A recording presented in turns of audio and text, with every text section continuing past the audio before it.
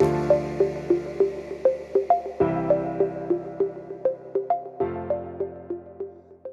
back to The Creative Real Estate Agent. I'm your host, Anastasia Forrest, broker associate with eXp Realty, which means I'm a realtor here in St. Augustine. I'm also a creative person, which is why I host this podcast where I interview other creatives that are doing something creative with their business. And today I'm here with Joe Targove. He is a creative business owner here in St. Augustine. Joe is the founder of The Music Mission. If you have not heard of The Music Mission, it's a local teaching and recording studio and a lot more, but I'm going to let Joe fill in the details. Joe's background is in teaching. He taught gifted kids up in New York for about 33 years. And I know there's a lot more to Joe's story. I can't wait to hear it. And I can't wait to hear more about The Music Mission. So welcome to the show, Joe. Thank you so much. Thank you for having me on. Oh, my pleasure. It was fun saying welcome to the show, Joe, because it just kind of has a nice rhyme to it. There you go. Absolutely. Yeah. So it's great to see you today. I've run into you a couple times between social media and then actually in real life. So it's cool to get to have a longer conversation with you today. Absolutely. I'm looking forward to that too.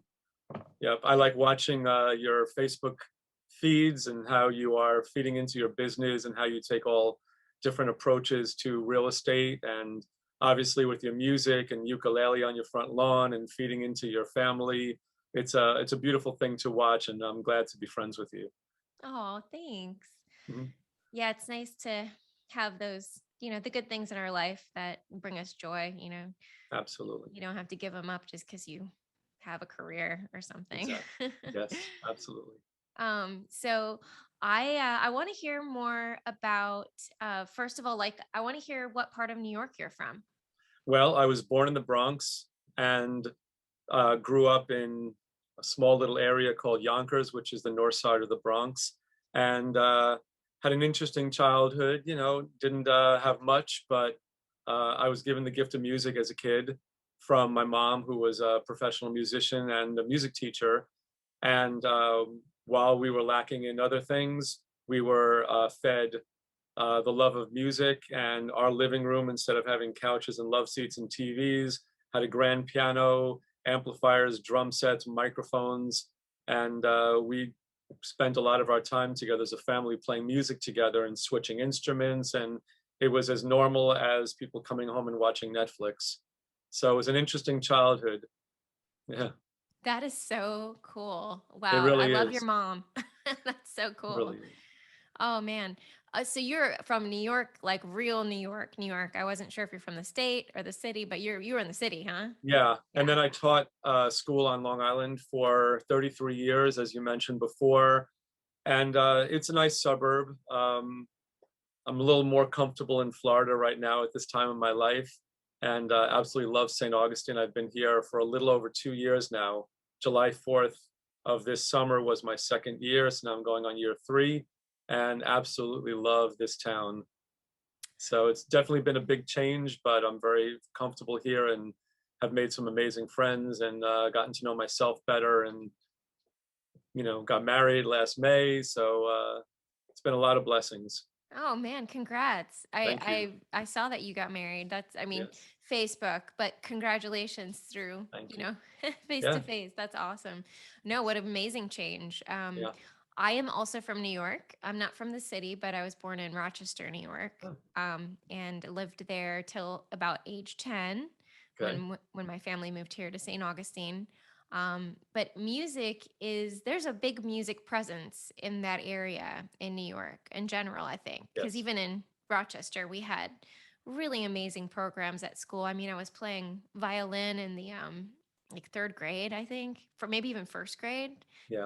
They had string. You could learn any string instrument you wanted. They had a band. They had an orchestra.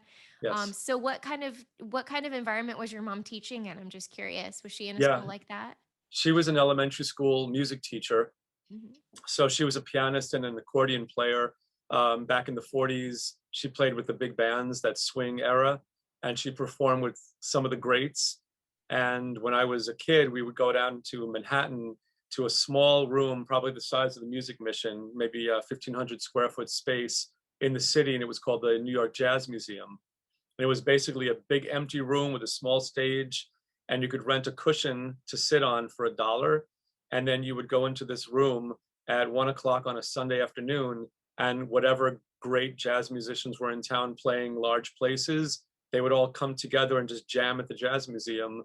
And you could literally sit, within 15 feet of some of these amazing musicians. So as a kid, I got front row seats to be able to enjoy Milt Hilton on the vibes, Bobby Hackett on the horn, Lionel Hampton on the vibes, and Milt Hilton on the big upright bass, and watching these people twirl their instruments and jam.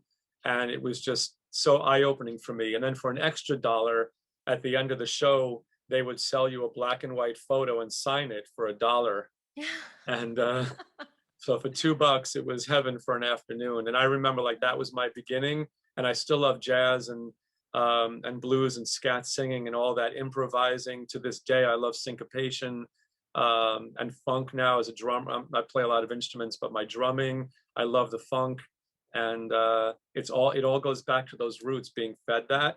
So my mom was a music teacher, piano player, vocalist, but at home it was jazz, it was rock, it was pop, it was everybody singing harmony with each other. She fed us. And you're right about the school system, because up in New York State, music is built into the program.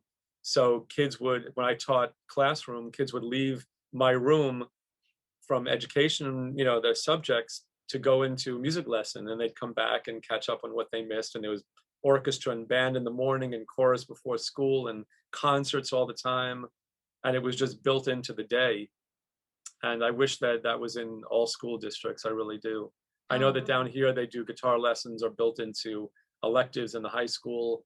But you either played a string instrument or a band instrument, or you sang. Everybody was in something. That is so cool. Yeah. And I loved hearing, it was called the Jazz Experience or the Experiment? It was called the Jazz Museum in Manhattan. The museum. Okay. And it was just a long rectangular room with hardly anything in it. Wow. Yeah. And rent a cushion for $1. That was it. Oh my gosh. And then listen. Oh, that is so neat. I can picture it. That's so neat. Wow. So that's really cool. So that sounds like you had a lot of, like you said, your mom really like fed you music, and you were around a lot of inspiring people, and just around the inspiration of music. Did you end up going to college? I did. I went to Hofstra University, and I was a nerd when it came to college, and loved everything about learning. Always throughout my life, I really loved to learn, and I ended up getting a degree in elementary education. So I was able to teach, but I also wanted to become an audiologist, because in college, I went into the speech therapy section of the university, saw that all the dials and knobs, and it reminded me of the recording studios that I was recording in high school. And I was like, oh, what is this? And they said, oh, we do hearing tests, and it's all frequencies and sound. And I love that. So I did a double major of speech pathology, and actually have a degree in it, but I've never used it. And then at that time, I was also very interested in religion and philosophy, because I've had a very interesting religious background, a lot of changes, a lot of learning and growing as a religious person. So I have a minor in comparative religion. So wow. like I was in class all the time, and it was probably a good thing because it kept me out of trouble. But funny enough, like I didn't become a music teacher, my brother and sister did, but I just became a general ed teacher, and then went to my master's in teaching gifted and talented kids. Wow. And the only reason why I did that was because there was an ad in the newspaper for a teacher for the gifted and talented wanted. I just graduated from my undergrad, so I went for the interview anyway, and they said, you need a master's to teach this program. And I said, if you hire me, I'll go and I'll get my master's, and they did. So, wow. And I taught gifted and talented for a long time, taught 4th, 5th, and 6th grade classroom, taught at local universities, did some consulting, which was a lot of fun. And then gigged afternoons, evenings, weekends, like 2 different lives, teacher by day. Yeah. And then I would leave school, go into Manhattan, gig till 2 in the morning, 4 in the morning, and then go back to school and teach. Oh, wow. That's Yeah. really, you were really busy. Yeah, that's when I was younger. I couldn't do that, Yeah. in my 40s or 50s, I couldn't do that. You're not in your 50s. No way. Oh, I am well in. um, well, oh my gosh, I want to go back to what you said about college because I totally get that. Like I'm still tempted to go back to college. Like every year I'm like, oh, should I go back to college? It's like, Yeah, it's kind of ridiculous, but because I love learning too. And something about that structure and having the community and everybody's learning along with you. It's, yes, you can learn things all on your own, but there's something right, about being in the classroom and, there's nothing right. like it. But I actually studied, I don't know if I told you this, but I studied philosophy of religion too. I In never my, knew that. yeah, for Wow. my bachelor's, that's what's my bachelor Wow, degree is look at in. And that. then I went See? to music therapy school for my master's. Nice. Good for Yeah, you. which I did not finish, but I was very close to finishing. Then life And then you happened. end up in real estate. And now I'm doing real estate. I use all my skills one way or the other. Absolutely. But I love that. Audiology interested me as well. I took a look at that program too. Yeah. Um, but good for you. The gifted kids, definitely. I mean, that's huge. Like that's such an important calling. I think because they need extra stuff. They need extra nurturing. They need extra stimulation and extra. They just need a little bit more, They do. challenge.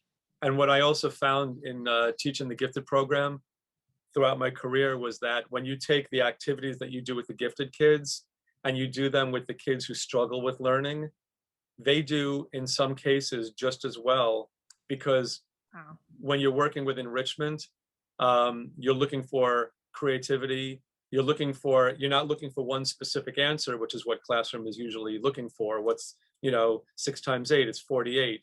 But, when you're designing things and you're building and you're using in your communication skills, or you have to come up with something, a creative twist on something, or take this story and, rewrite it, or just do anything that's out of the box. It's not about your academic ability, it's about a whole bunch of other skills. So we ended up doing all these school-wide enrichment programs and getting kids on all levels to participate in the gifted program. And it was just amazing because it redefines what gifted is. And I have that's a whole other podcast Yeah. about that. That's really interesting. It's funny you mentioned 6 times 8 because I was on the phone with my older daughter. She actually lives in Tallahassee part of the time and lives with me part of the time. But anyway, we were on the phone last night and I had seen her math. I saw that she's learning times tables. So I said I was quizzing her, and her dad asked her, "What's 6 times 9?" She said, 54. And so I said, "Oh, okay. Well, what's 6 times 8?" And she could not figure it out. But she's very gifted. Like Right. she's in the gifted program and everything. But yeah, it's a different kind of skill set. I mean, she'll get it. She's gonna learn it. She's only in third grade. Like they just Right. started learning that stuff. But she goes weekly to something called Creative Academics, Nice. and it's the gifted program basically. And they every week they take the gifted kids into a separate class, and they do more hands-on and outside of the box. And I'm so glad they have that. It's so needed. Yeah, that's exciting. Yeah, it is. It's very cool. Well, so I'm curious, did you end up retiring? I mean, 33 years is a long time. What happened? Did you decide it was time to do something else and Yeah, move in on, or? in New York State, you have the opportunity to go to retire at 55 if you choose to, Okay. and you have to have a certain number of years in, which I did, and I was very blessed. I didn't realize when I was 21 and I started teaching that there was something called a pension. I knew what it was, and I knew that at the very end they'll give me money, when I retire. But I really didn't think about it because, you're 21 or 31. You don't really think about those old people in their 50s. Um, but then you become one. And then luckily enough, we had a very strong union. And when teachers in New York can retire, they're given a pension. So you don't live large, but you live. And you're able to either enjoy a retirement or, like what I did, reinvent yourself and then go off and do something else. Mm-hmm. So that's what gave me the opportunity to come down here. And I loved teaching right up until the last day that I taught. I really did. My last lesson I ever taught for an observation, I think was my best lesson ever, because I was just in the zone with the kids. I wasn't worrying about like doing all the things on the rubric that they were looking for on my observation. It was just, I was just in it. Mhm. And you get to a certain point, as you know, even with real estate, you can just walk into a house and you can meet clients, and you get to a point where don't have to second guess. You just know exactly what's going on. You know the playing field. And that's what education was like for me towards the end. I didn't get burnt out. I just really enjoyed being in the moment with the kids. My chair is falling down. And had a great relationship with a lot of the parents in my district. I was teacher of the year before I retired. So I really went out on a nice high note, but I felt like it was time for me to do something else. And what that something else was to be more faith-based in my approach to life. I had recently, become, a Christian, and that started to become a part of my life more and more. And 3 years before I moved here, I came down here for a visit, just for a weekend, because a whole bunch of people in a matter of 2 weeks started telling me, when you go down to see your family in Miami, you should stop off in St. Augustine. It's you. You'd love that town. It's a you town. I had no idea what that meant, but I decided I was just going to give it a weekend, and I parked my car at the Bayfront Inn where I was staying, walked around the corner to St. George Street, and it wasn't St. George Street, but just a feeling that came over me that said, I like this place. I think that I could live here.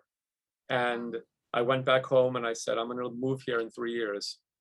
And sure enough, 3 years later, I was living here. And now I'm on my third year in this beautiful town. Wow. So it's Yeah. like kind of But like a just Holy Spirit thing. something like that. But it just Yeah. came to me. And, Huh. and I knew that I wanted to do music for the rest of my life. I'm not the kind to just not work.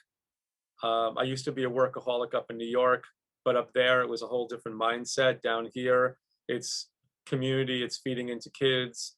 It's a whole different perspective that I have. So now when I come to the music mission and I'm working with people of all ages, I walk out blessed. It's not even about, money that's coming in or not, because it all goes back into the business anyway. But it's about a blessing that I can come home and talk to my wife about who I'm working with, or when a little kid, has a conversation with me about something that's not music related, and I put a smile on their face. Mhm. To still be able to do that and share, the gifts that I was given is a real blessing. So it's almost like, what my mom has done for me growing up, I was able to do with my son, who's just turned 22. He's very active in music up in New York. And now I can continue to love on people through that, Mm. and see how the spirit works in my business. Wow, that is really Yeah, neat. it's neat. So you came to St. Augustine about 3 years ago, you said? I'm on my third Or year, so yes. okay, Mhm. cool. So it took you 3 years to kind of get over here, Yes. and now you've been here for 3 years. So there's a lot of that going on. So what how long were you here? I mean, how was it like when you moved here?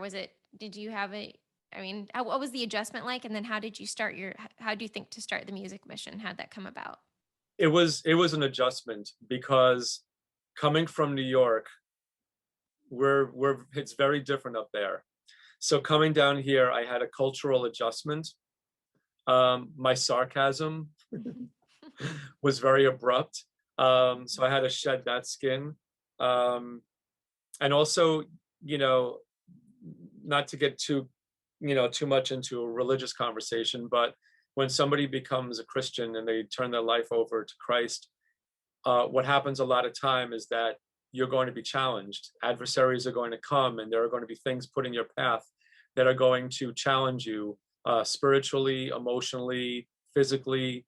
And those are the times where, you're right on that point where you're just really getting into something beautiful for yourself, where things are going to happen.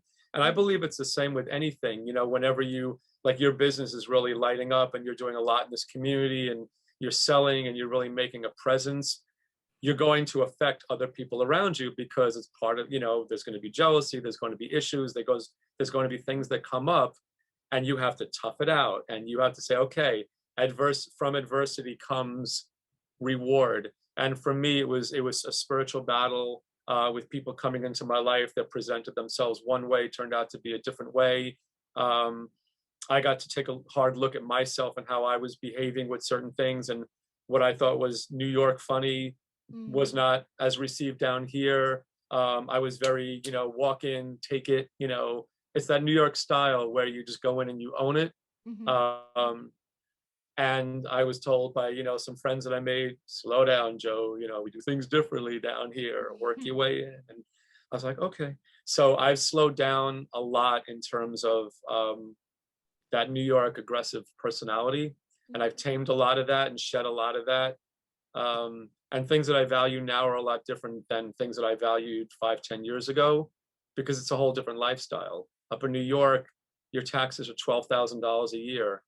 So you need to make $1,000 a month just to pay your taxes. Wow. And then your mortgage and your expenses and everything is very expensive up there. So you're going to be money hungry. You're going to go for yours. You're going to worry about where the next dollar is coming, even if you're doing well, because Mm-hmm. you need to do well just to break even. So it's much different up there than it is down here. Down here, people are much more interested in who you are as a person. They don't care what you're wearing or, jewelry or clothes or designer and this and that. They care about what's on the inside a lot more. And it's a lot more relaxing environment for me. And I really enjoy it a lot more. I've had most amazing conversations with people down here that could be much more vulnerable about their faith or about life or about raising kids or about mistakes they've made in the past. Where up in New York, we have this thing called fronting, Mm-hmm. where you put on your show and you don't let people see your weakness because that's not seen as something that you should do. But down here, that's considered, well, good for you that you're able to share and open up, and it's almost like a testimony that you're able to do that. New York, it's still a much different world. Wow, that's So, interesting. Because I so mean, I've that's become a very lot more, interesting. huh? I never, I didn't realize that socially it was that different because Yeah, I lived there when I was really young. So, yeah, and different, for maybe a different part of New York too. yeah. Maybe that's why. Oh, But I in the was city, it's really different young. from upstate. But just the Yeah. sheer fact that a man who expresses his emotions and even can shed a tear at an emotional moment Mm-hmm. um, is not considered as much of a man Mm-hmm. for doing that. But down here, it's like, wow, how nice that he's able to do that. Mm-hmm. It's different, Wow, you really, know? really interesting. Yeah. Takes a Well, lot of pressure off having to, you know, be what you think you should be, it sounds and you just get to unhealthy. be who you are. Yeah, it sounds like it'd be unhealthy to try to hold everything in all the time. It is. Yeah. Yeah. Well, we're glad you're here. So what inspired you to start the music mission? Well, there were a couple of, I started out with a small little music studio on South Dixie Highway, and my business started to grow. I went to business with somebody else in town that just didn't work out and not worth going into because it was just a stepping stone. And when I left that experience, I knew that I wanted to do something that was music related and very much in community, and also something where I could express my faith and not feel like there was something wrong with doing that. Mhm. So when I opened up the music mission, I had a very clear goal, which was to be able to share not just teaching people how to play a musical instrument, but creating musicians and getting young people as well as adults to enjoy playing instruments, not just that you walk out if you're a piano player or a guitar player, but you learn how to improvise. You learn different styles of music. You learn what to do when someone's playing chords and like take a solo. What does that even mean? So Mhm. learning like blues scales and play any of these notes in any order you want, it's going to sound amazing.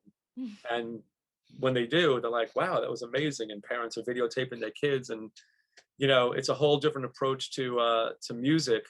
And then from there, in the space that we have here, we're able to record. We have a recording studio. We're able to shoot and edit video, and we teach all that stuff. So I'm not the big recording studio in town. Eclipse has that, and and Lou has that. I forgot the name of his studio, whatever, by the sea. There are some amazing engineers out there and amazing people out there. We have a nice studio that's adequate and it does the job, but we're a teaching studio. We're a teaching video production center. So you come here and you have ideas, and we get you to do your own, and we mentor you, as opposed to just engineer or just shoot and edit your video. So it's a lot of empowerment.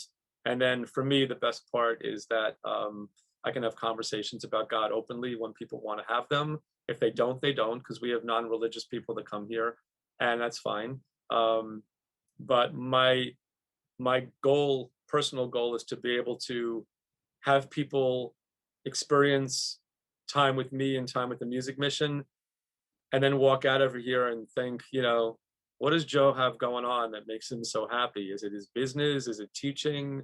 What is it? And then look into that and see that it's my faith, my true love for people, and my real love for community, and being around people and helping them to grow and be their best selves. And from that, I grow and get to be my best self. And I do that for the glory. I don't do that for me anymore. That was the other thing. Up in New York, I had the #1 party venue on Long Island. And if you can please Long Island moms, for any of them that are out there watching, and they'll watch this because they're still on my page, my friends up there. But we were making a lot of money. We were making a lot of money up there. We were doing parties every weekend. We were doing 10, 12 parties a weekend, and on top of teaching, and it was just nonstop. And cash was flowing in, and I was not happy. I had all the things a person could want: cars, vacations, clothes, the whole thing. But I kept feeding the desire to make more money so I could buy more things, have more things, to be not happy. And then the funny thing is that when you get rid of all that, and you're not working for money, but you're working for a higher purpose, whatever that might be, whether it's, the kingdom, or whether it's just, the love of your family or the love of your community, whatever it might be, that's your higher self. There's a beauty and a joy in that you can't buy at all. And I want people to be able to see that in me, to know that that's not me doing it, but it's, for me, it's God doing that. And that's my happy time, getting to represent that. That's really beautiful. Mm. Music Mission. Music Mission. The name makes sense. Yeah. Yeah, that's my mission. Yeah. And I think it's really cool that you've also been able to, obviously apply your experience as an educator with the teaching piece. You're teaching people. Yeah, that's really big. A lot of people play, but hard to teach. Oh yeah. I actually, so when I moved back to St. Augustine from Tallahassee, after attending FSU for the music therapy program, I taught guitar and ukulele and piano lessons for a couple years. And teaching is challenging, especially with kids of a certain age, like 4-year-old, 5 years, it's really hard when they're that young, because the attention span is just not super great usually. Absolutely. Yeah. But it's so rewarding too, especially when somebody has a breakthrough or makes a connection and they get excited about music and about singing. It's such a cool thing to be able to share with somebody. It is. The thing for the little ones that I'm finding most is that it's painful. Like I'll get parents calling me up saying, my 5-year-old wants to learn how to play electric guitar. And I'm like, great, let's start them on keyboard. And they say, no, I said electric guitar. And I'm like, let's start them on keyboard. You don't want to take a 5-year-old finger, push it down on a steel string or even a nylon string, and expect that kid to do that for more than 2 minutes. It hurts. Right. So learn piano, learn how the keyboard works, learn how sharps and flats work. It's all right in front of you. And then from piano, you can go to any other instrument. And it does make a big difference in someone's musical development. There are just certain things that are really tough to do young. Yeah. Do you teach out of a book, or when you start someone on keyboard, do you use books, or you just go in and start teaching them about music? No, I individualize. So when kids come in, the first thing I do is I talk about their instrument with them. Like, people don't realize that frets are half steps in music. But why is it that some half steps, there's only 1 fret difference or 2 fret difference? Because between E and F, there's no black note on the piano. So between E and F is a half step. So we'll sit in front of a piano with a guitar, and we're having these great conversations, even with like 5-6-year-olds. And they get it that way because they're understanding the instrument instead of just here's a C chord, play a C chord. You know, they Right. learn why these notes work together the way they do. And I have a lot of kids will come in. I'll say, what's the difference between a major chord and a minor chord? I'll say that to like a 10-year-old or a 12-year-old. And they'll say, I learned that in school. The major chords are happy, the minor chords are sad. But then we go over to the piano and we do a chord like C, E, G. That's a C chord. If you take the middle third, 1, 3, 5, you take the third and you drop it down half a step, you'll always have a minor chord.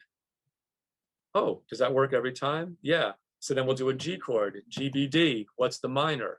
G minor. They can find it. You know, they go down to the half step lower on the third. So they'll learn things like that and be able to have conversations about music. And I do that with little kids, you know, from the age of like 7 years old and up. We have those conversations and they get it and they appreciate the fact that they're being spoken to about music in a way that's not just dumbing down to them. Yeah. And they respond beautifully to that. So Yeah. that's a big thing. And then also some kids come in and they want to learn pop music. Other kids come in, they want to learn praise and worship music. Some kids come in, they want to learn classical.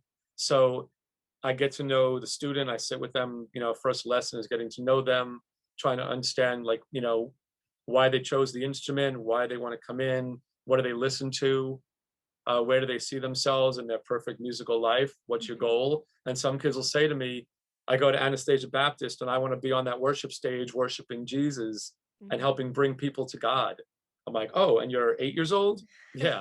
Okay. And then I get other kids come in and be like, you know, my daddy plays on St. George Street and I want to be able to go there and, you know, and jam with him. And I see people putting money in his tip jar and, you know, that's really cool to me. So you get all different kinds. So I really try and customize all that, you know, per kid. There are a lot of basics, you know, C chord is great to start with, go to an A minor because they're close. So there are a lot of things that, you know, you want to do with everybody, but it's really individualizing that really helps for kids to get motivated.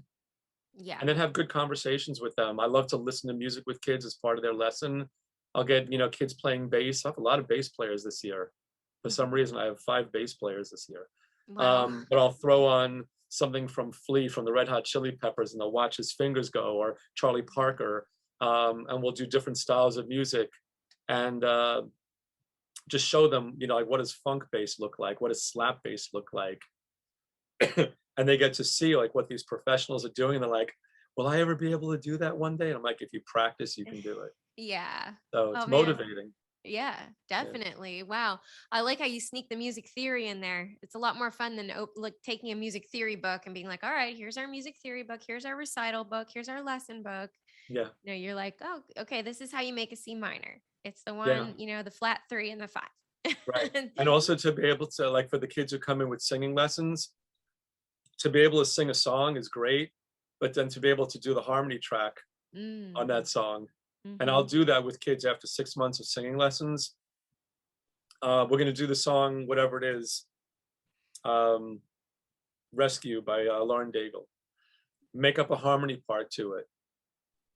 And then I put it on. They're like, I don't know what to do. And then I'm like, let's go back to the chords. Okay. Can you sing the third? How do I find that? La, la, la, you know, and hold that note in your head and kind of like go parallel with it. And they start to do it and it's train wreck at the beginning, but with ear training and practice, next thing you know, like they're harmony animals. I worked with one girl over the summer. Her name is Gabby, and she was in one of my music camps.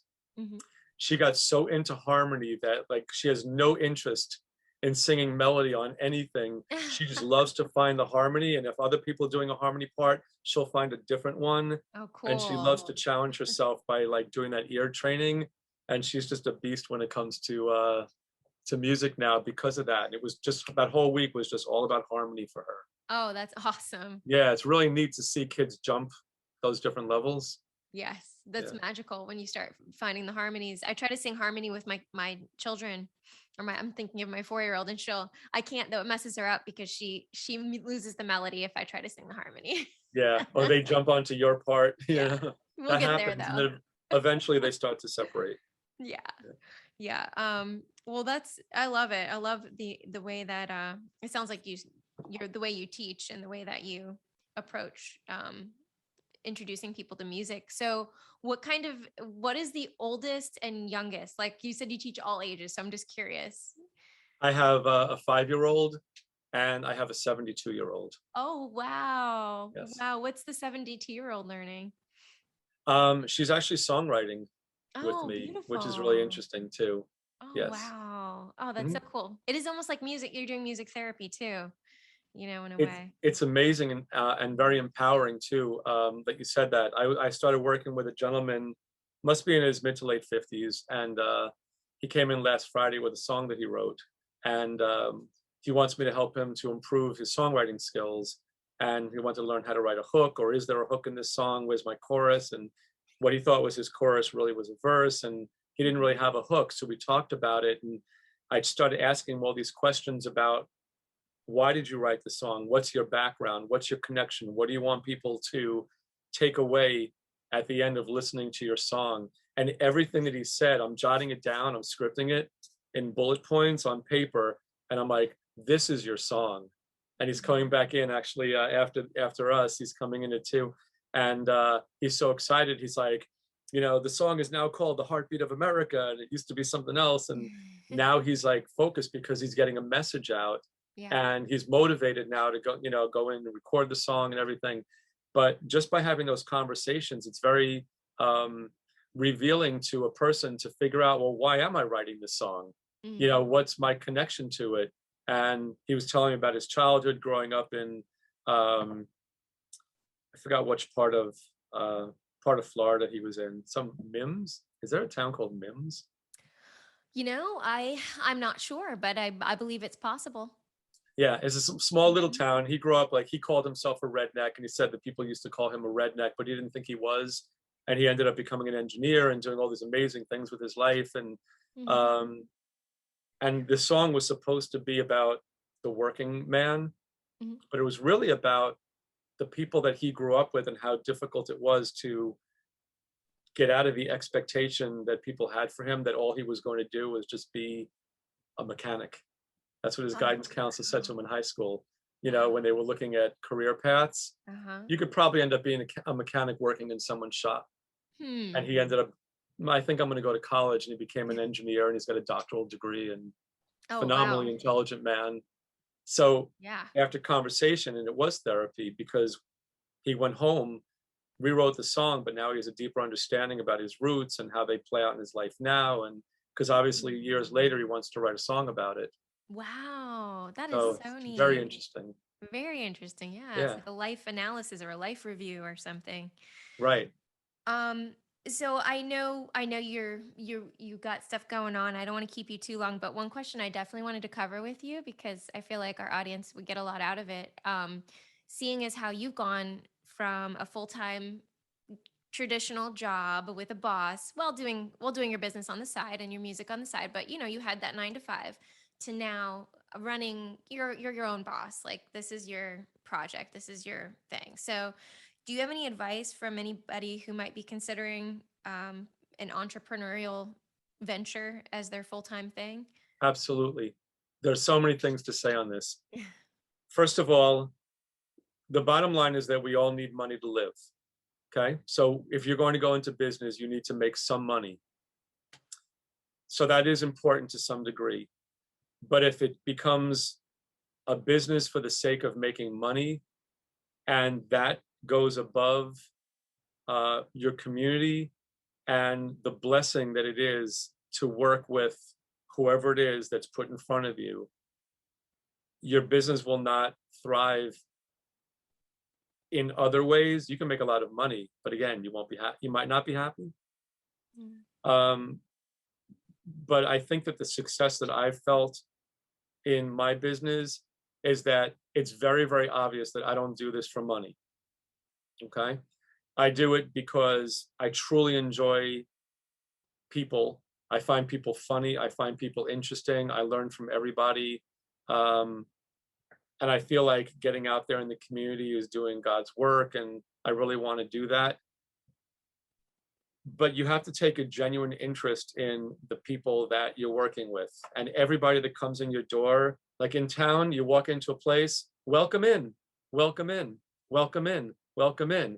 And everybody says the same expression. I don't know when it started. It must have been recently, because now everyone's doing it. I never heard that last year. It's always welcome in. And everybody thinks they're doing a great job. Hey, I'm welcoming my customers. But if everybody's saying it, then welcome in is meaningless. How about looking up and before, can I help you find something? Can I help you find something? How about, how's your day? What do you have going on today? You know, I'm Joe. You know, I'm having a great day today. I hope you are as well. And just be available to interact. Mm-hmm. You know, when you go and show houses, I know enough about you to know that, of course, you're going to sell because that's what you do and you do it well. But when you do it, you love this town and you genuinely want to see the right person get in the right house. And it's more important to you that you've done that instead of push somebody into a house that they can't afford, or, oh no, you'll grow into this house, or down. You match the person with the home. You're good at that. And you naturally can sell because you don't shove it down people's throats. You better buy this house or it'll be gone by Friday. Put a down payment, lock in an offer. You know, it's different with you. It's, is this the right house for you? You know, do you love this house? And, you know, you enjoy houses. I watched you walk through when we went to that estate sale and I ran into you and I saw you looking at the bones of the house and you're looking, you know, like you take it all in and you want to match the right person with the right home. That's important. That says a lot in the business. When people come into your restaurant, we can eat anywhere. We can eat at home. You know, it's not just about the waitress making an impression. It's about that busboy who comes over to refill your water or take something away, you know, to be able to look at somebody and smile and to enjoy being in the moment of service. That's what we all do. We're all doing service on one level or another. And you have to really enjoy doing that. And when you do that, and you see the beauty in that, and you see God's work in that, and you see the magic in that, you're gonna have a great day at work. I don't feel like I'm working, and I work a lot of hours, but I don't feel like I'm working. I can't wait for, I look at the day, who's coming in, and I get excited choosing the right songs for them, or looking at my plan, or what I'm gonna teach them next. There's an excitement to that. When a kid can do something that they couldn't do before, I get happy about that. And that's what I'm there for. I'm not there to make, you know, the $25 for the hour. It's not important to me compared to watching that kid get blessed, or having a good conversation with a kid about music and seeing them like, wow, this is awesome. Look what I'm doing. You know, Ma, look at this. And that's the best advice I feel I could give somebody, is to love it. And if you don't really love it and you're doing it because this is your business, then you need to just stop and take a look and remember, why did you get into that in the first place? And I hope it's for the right reasons. And if you just happen to have fallen into it and that's just what you do, find a way to like really go back to the beginning and like love it, or find like the beauty in every interaction that you can. And all of a sudden people are going to start coming more. You're going to see yourself recommended on Facebook. And then it just becomes a thing, and you become not just a business, but you become part of the community, you know, a light in the darkness kind of thing. Yeah. Wow, that's great advice. There's a It's lot simple, but there. it works, There's a you know? lot there. Yeah. And the other Definitely. thing too, I think is important also, is that people don't give. People really don't give as much as they could. We have our entrepreneurs that, you know, that tithe, of course, and we have our business people that are involved in certain projects in the community. Don't join the Chamber of Commerce because it's good to network. Join the Chamber of Commerce because you want to learn from people who have been doing it longer than you, or find a different perspective on what you're doing. And even if someone's doing a different business than you, we're all dealing with people. We're all trying to keep our lights on. We're all dealing with traffic and tourists and this and that. And, you know, COVID, of course, is such a huge thing as well that we're all struggling with in our businesses. Yeah. So if you're going to be in the Chamber of Commerce, or you're going to be interacting with business people, don't do it to network. You know, people tell me, oh, Joe, you're so good at networking. I'm not, because I don't network. If I have a conversation with you, I truly want to get to know you. And if it's somebody that I don't like because I don't respect their business style, I'll smile and be polite, but, you know, it's not where I'm going to put my energy. And Right. I think it's all about being authentic. It really is. Wow. I love that. Yeah. Yeah. Yep, yep, Not yep. a, not a, Good not a stuff. mainstream answer, but I, you know, tell it like it is for me. Yeah, the the personal, the being receptive, being personable, and being real. Yeah, I love that. Yeah. Well, I want to make sure that everybody knows. Before, do you have a second to talk about the other things you do there? Because I see you doing karaoke nights. I see you doing like Yeah. camps. Is there anything you want to highlight and let people know about other than My teaching? my well, my schedule is so filled Yeah. that I'm looking for the music teachers who have a love for kids as well as play an instrument. So I need people because I have a waiting list right now.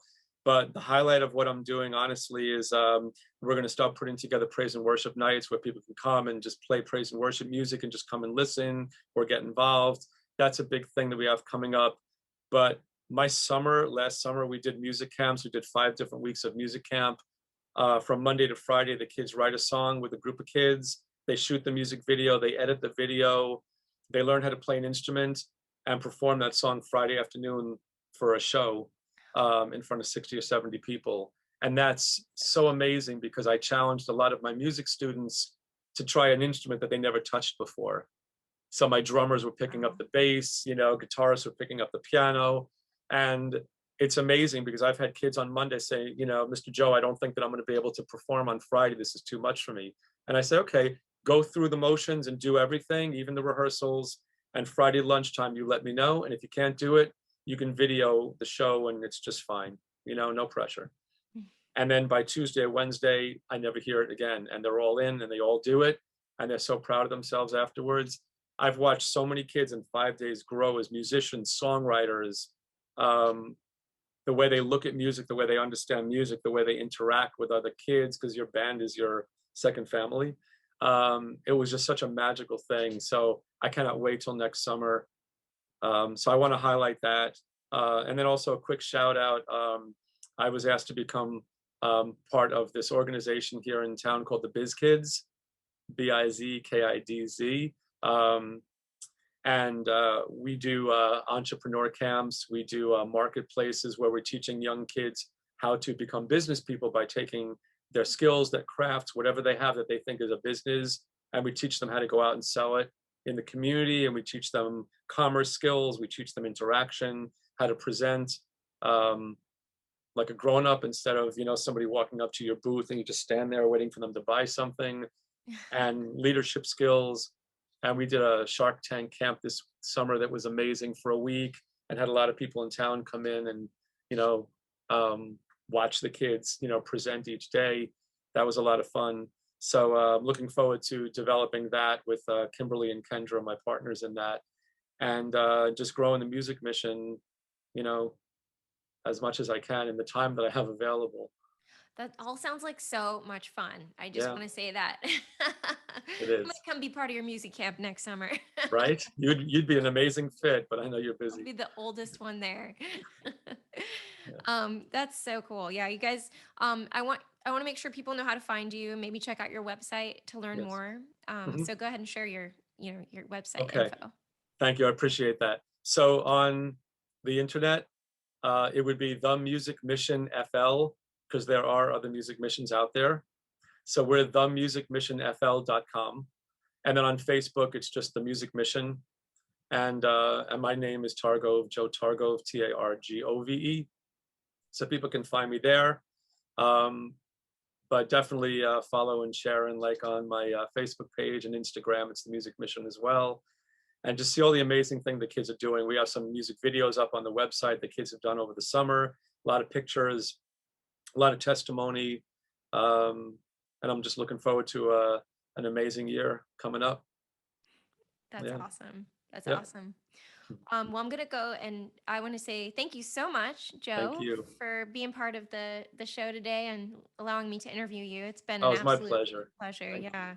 And I look forward to seeing more about what you do with the place, and I want to come visit sometime. Absolutely. And I do want to play ukulele on your front lawn with you one day. Awesome. I, That sounds I like do want to do fun. that. Yeah. Okay. Good Thank stuff. you.